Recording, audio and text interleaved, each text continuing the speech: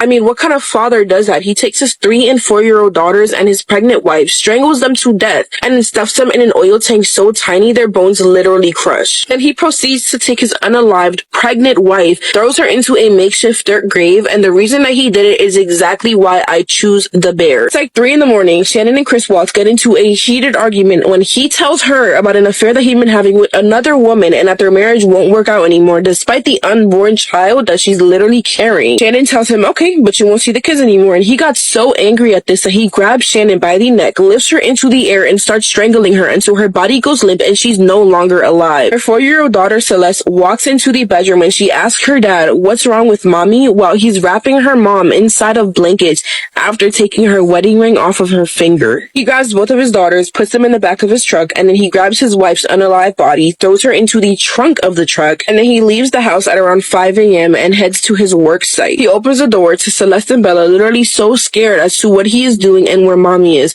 But even with all this fear that they have right now, he takes his hand, covers his 4-year-old daughter Celeste's mouth and nose, suffocating her, stripping her of any chance to catch her breath until he kills her. And then he walks over to the other side of the truck where 3-year-old Bella is sitting, completely terrified because she literally just witnessed her baby sister die. And then he does the same thing to her, smothering both of his daughters. Takes Celeste and Bella's body, climbs to the top of 2 oil tanks, and stuffs them in each one separately. He couldn't even give them the same resting place. He stuffed them with so much force it literally broke their bones and peeled their skin. Chunks of blonde hair were even found at the lids of these tanks. He climbs back down, digs a hole, and throws the body of his dead wife, the mother of his children, the mother of his unborn child Niko, into a makeshift grave. So he just committed this horrible crime. What does he do? He goes to work. Very confidently and excited, actually, because now he gets to start this whole new life with his mistress, but then he gets a call from the cops. Her neighbor Nicole had actually reported Shanann missing at around 1 p.m. while Chris was at work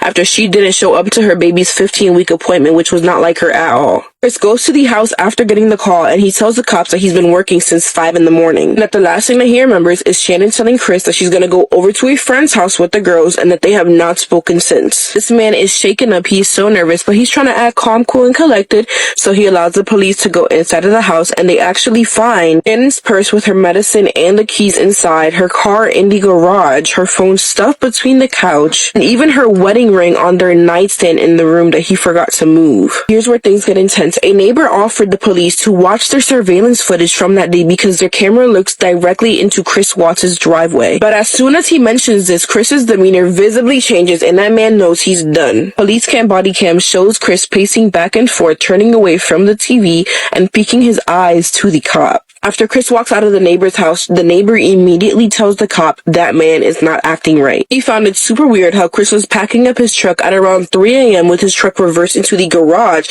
since he's never done that before. The next day, a news station interviews Chris as he begs and pleads for his kids and wife back. I just want them back. I just want them to come back.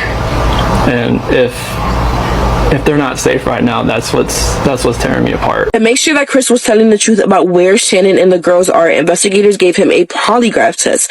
He did pass the test.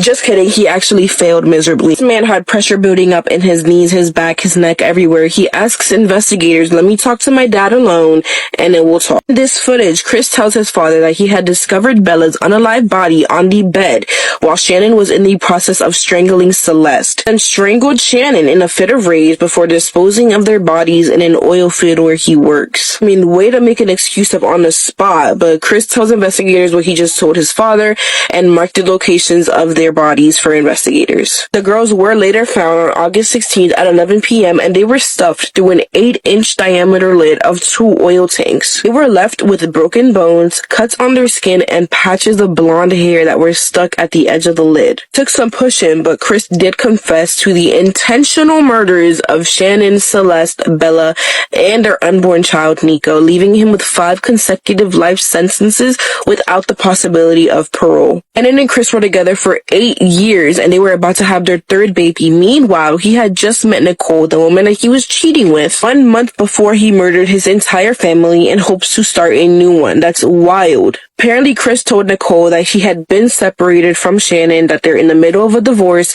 they're not together, but obviously that is not true. Nicole stated in an interview that Chris came off as someone who would have murdered his family regardless, and that their affair just accelerated the process. Girl, are you colorblind? The red flags is screaming. Shanann, Bella, Celeste, and their unborn baby Niko will all be remembered with compassion and love. I literally remember when this case came out, and I quite literally, the entire time I watched countless of crime videos, trying to find every single piece of information. That is why I'm here, because this case to this day shocks my core. Please be safe out there. I hope every single one of you guys have a wonderful night, evening, day, afternoon, and a wonderful holidays.